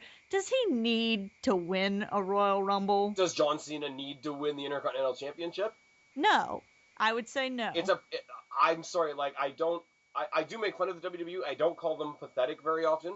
This is a very pathetic attempt on their part to sort of quiet what is a very common argument against John Cena. It's like, oh, well, he hasn't beaten the Undertaker's streak. Well, the Undertaker's streak doesn't exist anymore. Yeah. He's like, well, I mean, he's been around 10 years. Why would you not expect him to have done all of this stuff? Yeah, for sure. For sure. But it's like... I mean, granted, you could say other people have been around longer than 10 years and haven't won half the shit that John Cena's won. Which is true and a very legitimate point. But it's like the very last thing on the list, I think, was, he hasn't beaten Ric Flair's record of 16 titles. I hope not. I hope not too. But let me think about this at the end of the day, because we talk about John Cena, whether John Cena is selfish or not. If John Cena suffered a serious injury and he had to retire, which nobody wants, and I'm not saying that, No. But if his complaint at the end of the day was he didn't get enough world title runs, like, fuck off. Yeah. Like, that is petty.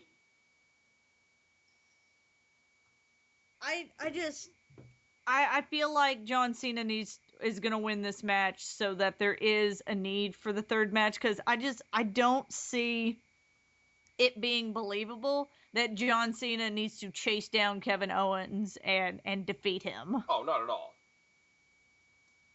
No. It would make way more sense if with Kevin Owens' character and how arrogant he is and how he just thinks he's the greatest thing to walk into WWE since Hulk Hogan. I feel like it would be more devastating to his character to lose to John Cena, and would give him more of a reason to need to face Cena again for a third match, if we know that definitely a third match is happening at SummerSlam. Here's something I'll say too, and this is again something towards the marks and the NXT fans and whatnot. Do I agree that it'll kind of put the brakes on Kevin Owens if he loses to John Cena here? To a point. But, I mean, we've seen enough from Owens in the very short period of time he's been in WWE. I don't think a loss to John Cena will completely halt him. Here's an issue that the smart marks seem to have, and that they can't seem to have Kevin Owens lose to anybody. And they can't have Cena win, ever. He's got to lose to somebody. I know it's not your favorite thing that he lose to Cena, but I mean, you wouldn't like if he lost to Randy Orton. You guys wouldn't like if he lost to Sheamus. You guys wouldn't like if he lost. I say you guys like I'm not fucking part of this group. They wouldn't like if they lost to Ryback. Like, he can't just lose to Adrian Neville and Sami Zayn and Dolph Ziggler. Storyline-wise, it makes more sense for him to lose to John Cena. Cena has a resume a mile long. Would you rather have him lose to somebody with a resume a mile long, where it's like, oh, of course he beat Kevin Owens. Look at all this other shit that he's done. Or would you rather have him lose against, like, no offense, some jobber? Or, like, a Dolph Ziggler who's had two kind of pathetic title reigns. I mean, I love Dolph Ziggler, but storyline-wise, Dolph Ziggler doesn't add up to John Cena. If your guy's gonna lose, you want him to lose against the storyline-wise best guy in the company. Yes. Also, guys, and this is a heartbreaker, John Cena has never been King of the Ring. Oh, no. Someone get on that stat. Well, we can finish that. He could just go face King Barrett and be like, I get your King of the Ring title if you lose. Bam. Yeah, but then we get a spinning crown. Oh, God. It's like on a little thing, and then he can just spin it on the top of his head like it's a rim. It's on a track. It just spins around his head. John Cena has never defeated Vince McMahon via pinfall. How many people have beat Vince McMahon? Stone Cold Steve Austin, Triple H. Rock, I think?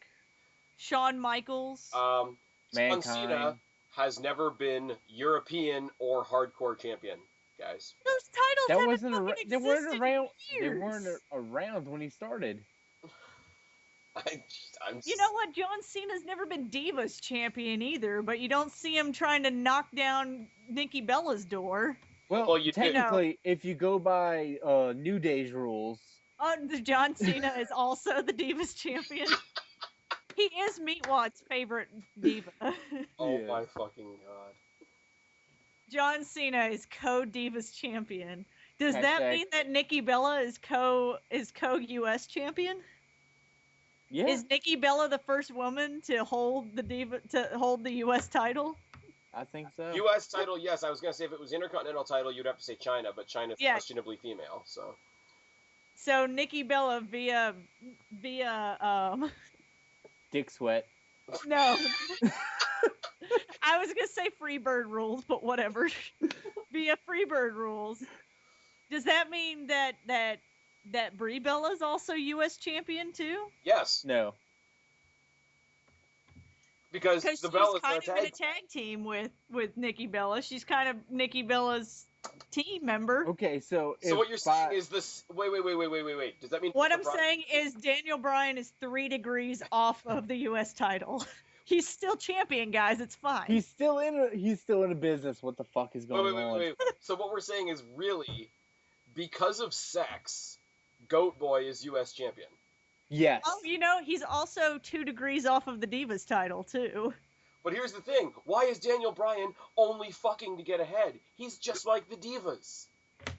Because yes. Oh. So 4 people are U.S. champion and Divas champion. Yes. Via sex. Are titles sexually transmitted diseases now? When it comes to Nikki Bella, yes. Oh, low blow. Not cool. Wait. No. We got to tackle this for a second, all right? So what we're saying is, after WrestleMania, 2 divas and 2 superstars held 3 titles. Yeah. Yeah, technically. Hashtag C Nation. Oh, Jesus. That really, really went off the rails a lot.